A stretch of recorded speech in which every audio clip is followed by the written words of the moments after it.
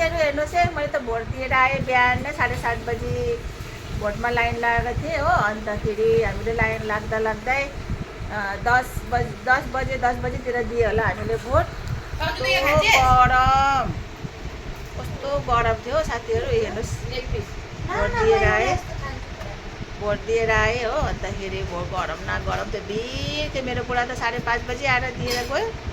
म चाहिँ 7 बजी आएको थिएँ, 7:30। मेरो छोरी हत्तु भइसकेर देखा जान्छ भोटको। ऊ हेर्नुहोस् यहाँ।